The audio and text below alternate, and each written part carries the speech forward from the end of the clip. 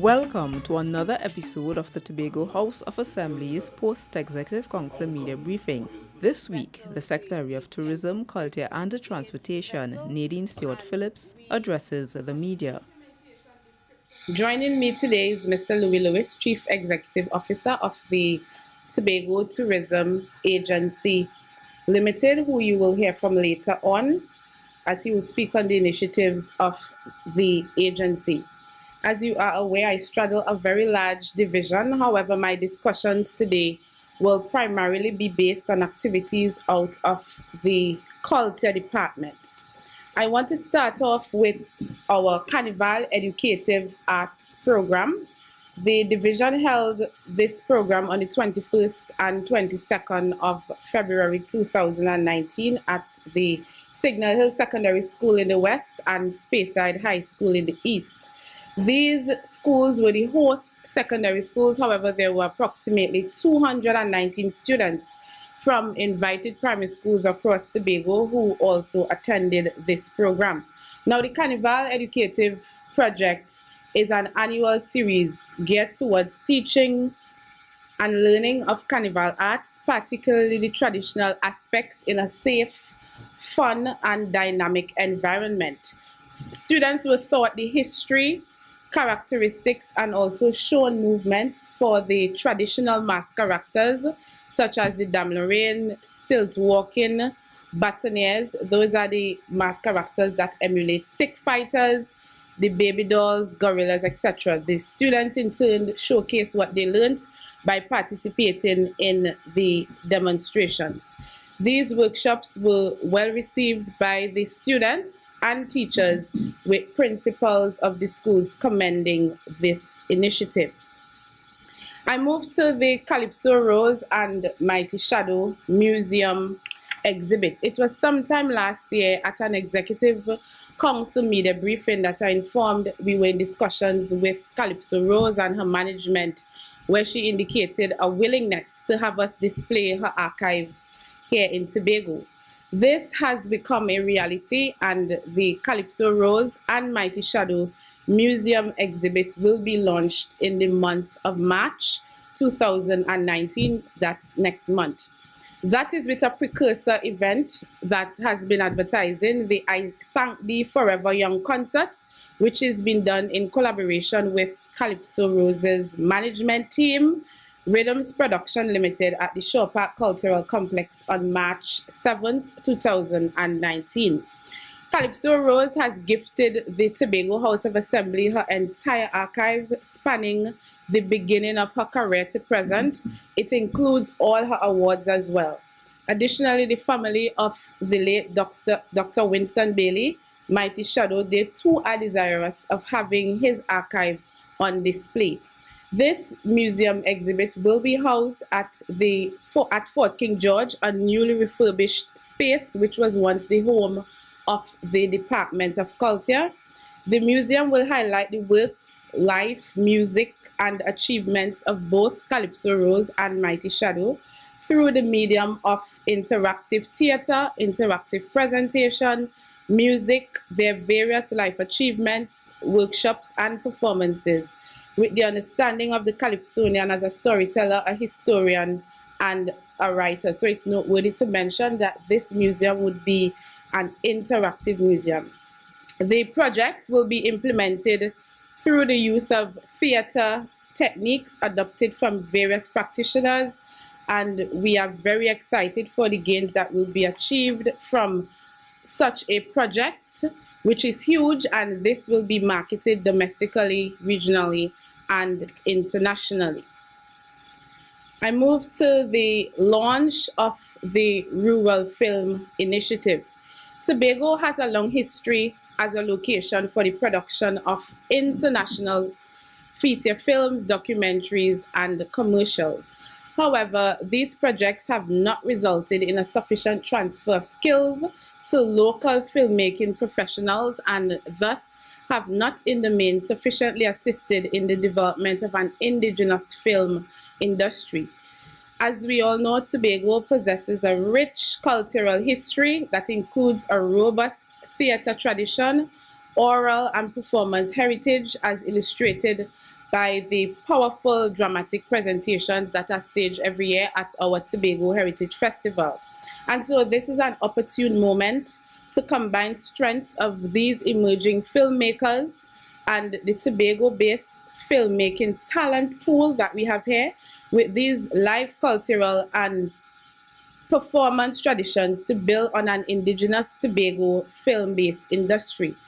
And if I could just run through the objectives, the primary goal of these activities is to promote the development of Tobago's cultural and tourism industries using film as a platform by training of filmmakers and potential filmmaking practitioners in Tobago to further develop the Tobago-based film industry, promoting and showcasing Tobago as a location and production resource to international markets and producers, production of heritage films from the rich history, talent, and results from the annual Tobago Heritage Festival and Best Village, demonstrating the possibilities of film as a feasible career and viable cultural product that integrates the culture and heritage sector, tourism, and community development towards a financially sustainable Tobago-based film industry. The implementation description of this project, there will be a call for submissions to community groups to submit their scripts from Tobago Heritage Festival productions.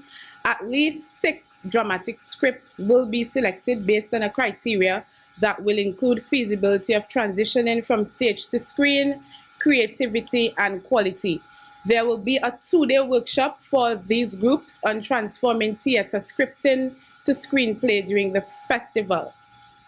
There will be a competitive pitch at the end of the workshop where the groups will build a case for their script or the winning project.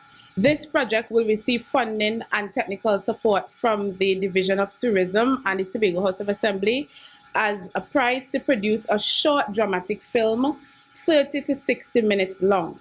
This film will then be shown at the 2020 Tobago Heritage Festival and at any other international film festival as a vehicle to promote Tobago's indigenous culture.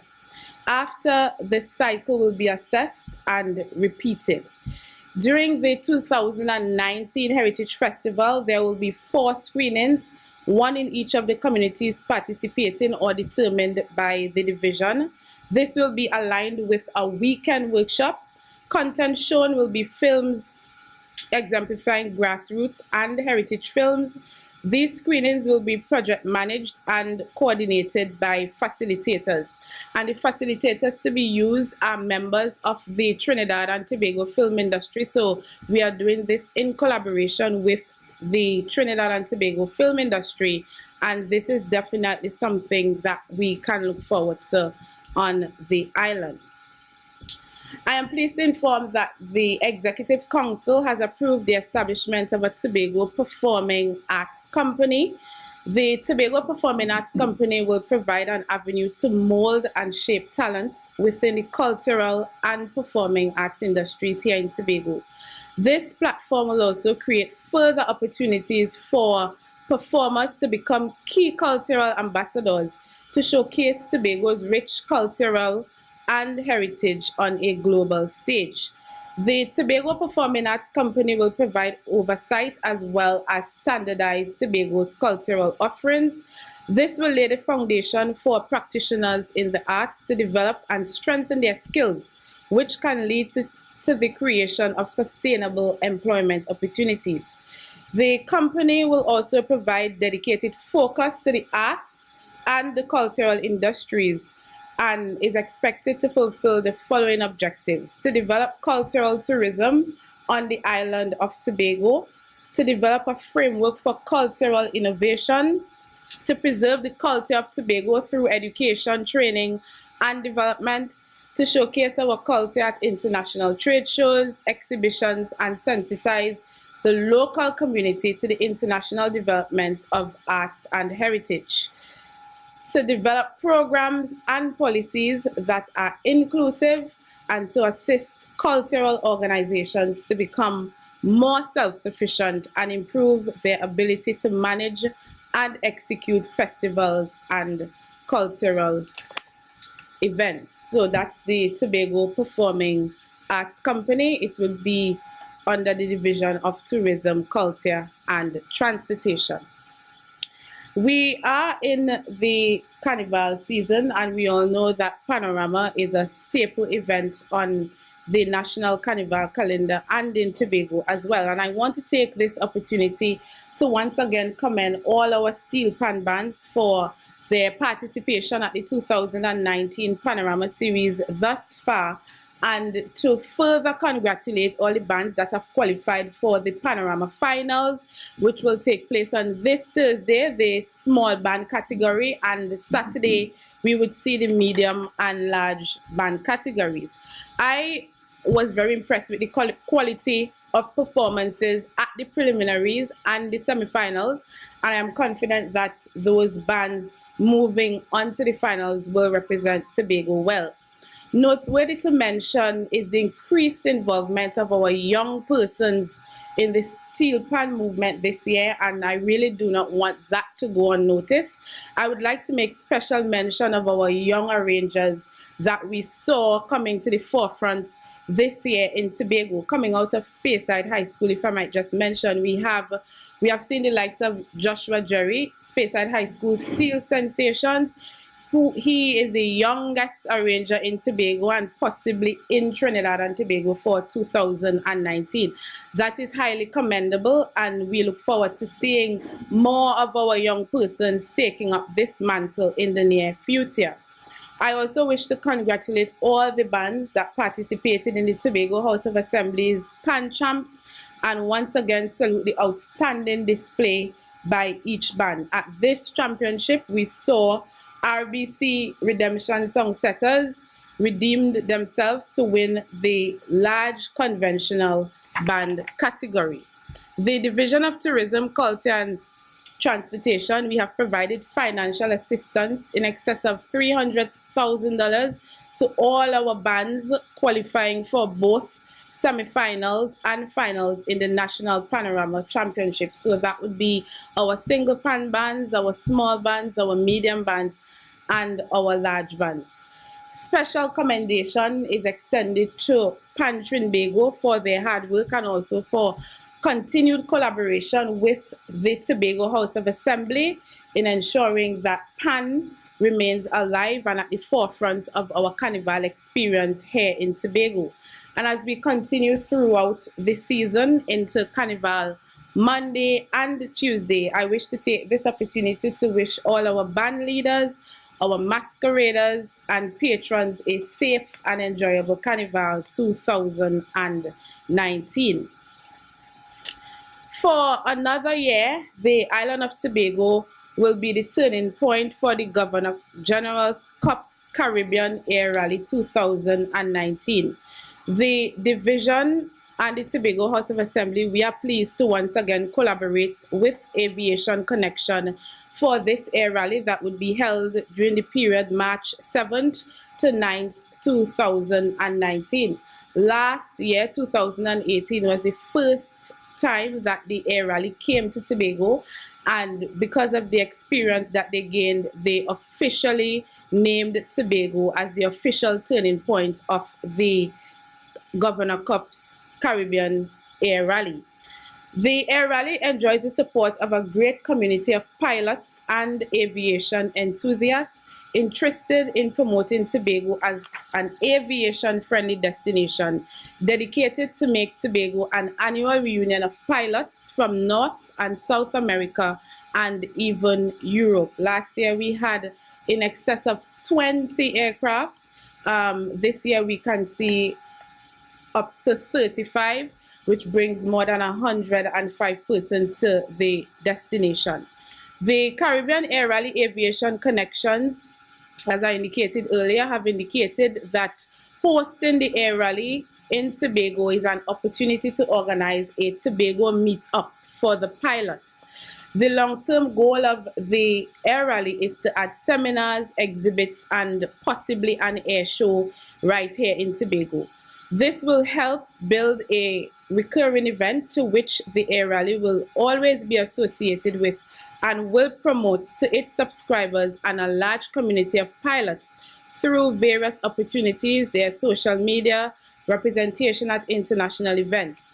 Tobago is ideally situated, a hub to South America and to Central America. And Tobago is the turning point to this Caribbean skyway.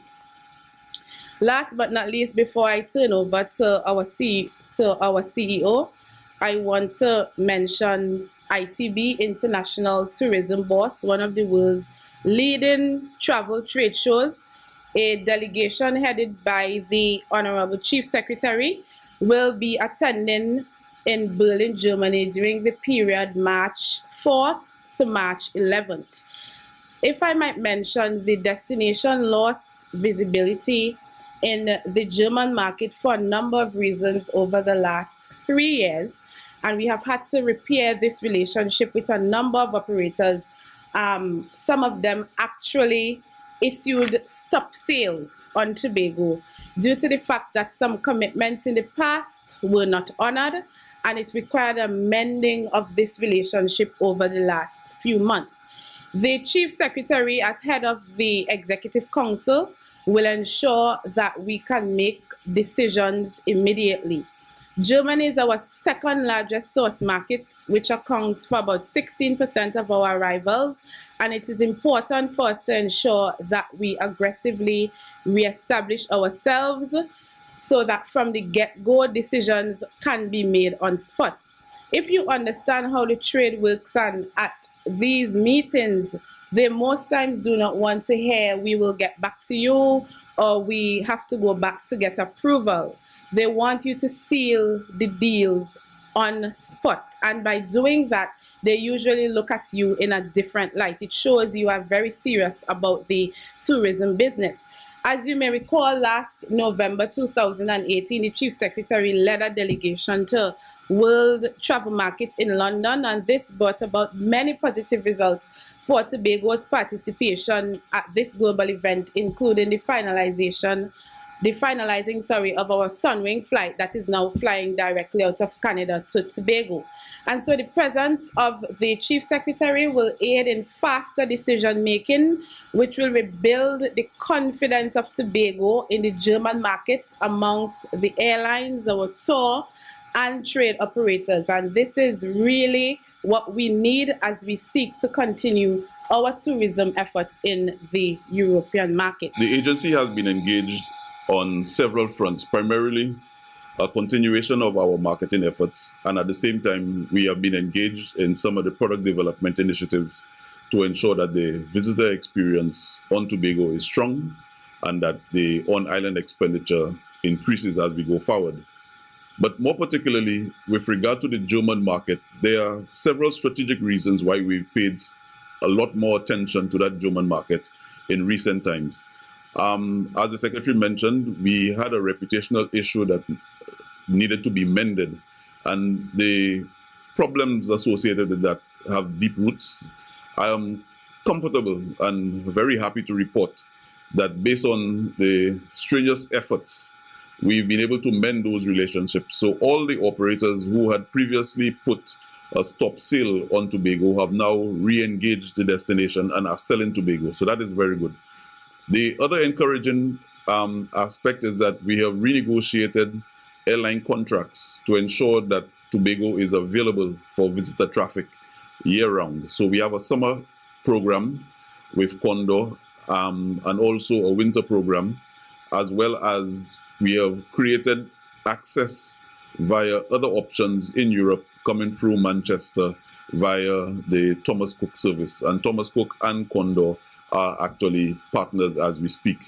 There's another reason why we had to pay particular attention to the German market. It is our second largest, as the Secretary mentioned, but we are very careful or very aware of the fact that the UK market being our largest, there is a bit of uncertainty as we go forward. If you look at the UK business and consumer index, there's a bit of conservatism.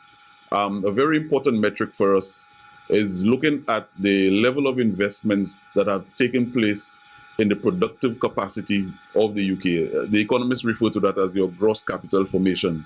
That is actually declining So while it is that the employment has not fallen off, if you look at a deterioration of the pound, you look at lower investment in expansion, it tells you that the outcome or the uncertainty surrounding Brexit and the period immediately following that is a bit of a concern. So we have to ensure that at least our secondary market fills that gap should there be any fallout.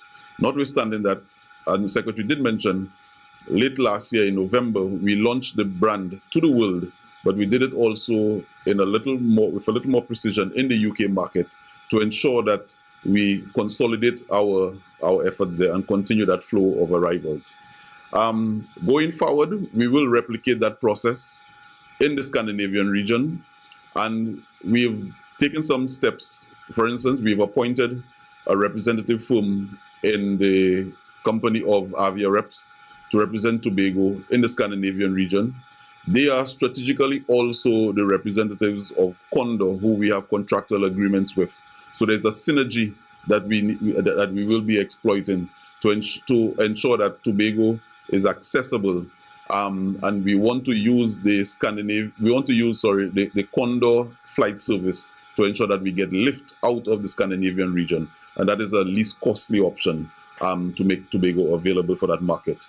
We also will be supporting that with a number of strategic marketing initiatives, which will be concluded when we get to ITB next week. The Canadian market is another one that we paid a bit of attention to. We have appointed a rep recently, and we will be doing a launch in March, towards the end of March, the 25th and 26th of this month, of next month, where we will be unveiling the branding and the go-to-market strategy in the Canadian market. We have a very important and strategic alliance with the Sunwing service, but we also have a very important partner who we will be working in collaboration with, which is Caribbean Airlines. So those two partners will assist us in our marketing efforts in the Canadian market. On the other side, which is the product side, we have been very active, and the allocation that has been put aside for the tourism accommodation upgrade program, we have almost maxed it, in the sense that we have reached out to a number of properties and they have taken advantage of it, and some of them have signed up. It's an ongoing discussion between the agency and also the THA, as well as the Hotels Association, in terms of how do we expand, improve, reinvigorate that program. And it's part of an ongoing dialogue that we have with them. There is also the tourism certification program.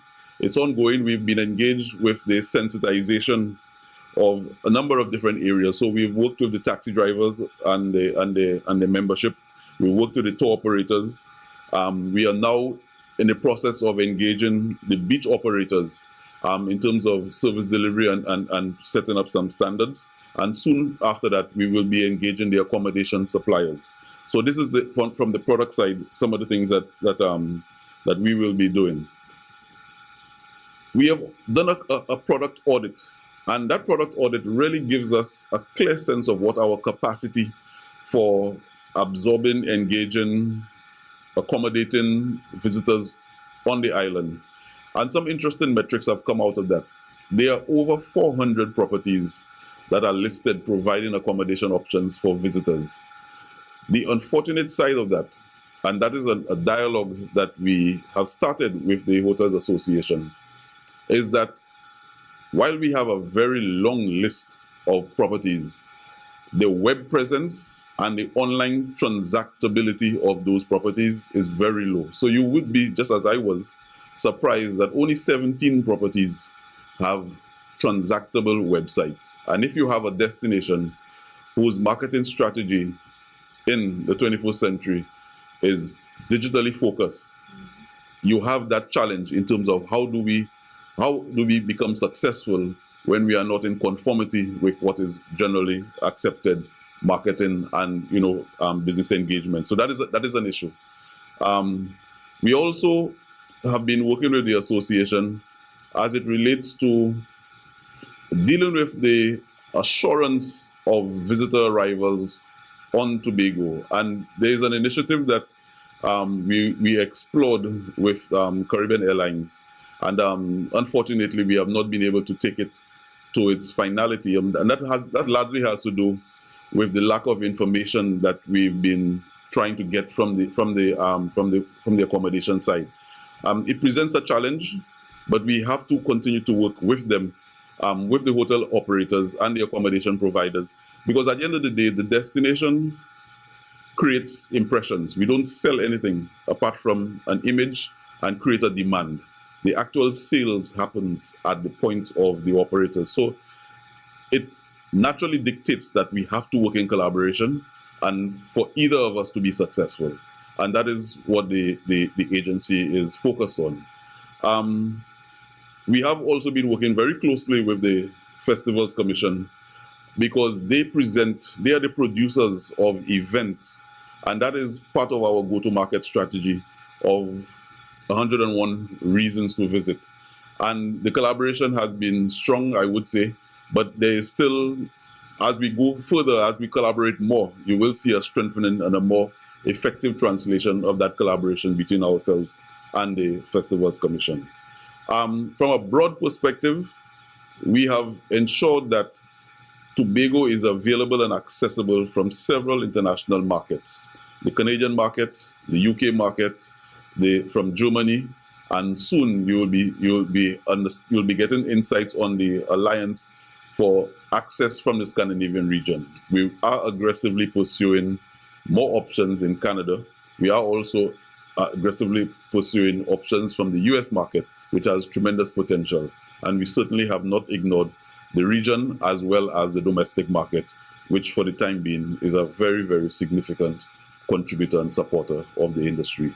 So in summary, the agency has been very active, and we are moving along with the very ambitious objective of increasing arrivals significantly in this first year as part of the roadmap for growth and the strategic plan that we put in place.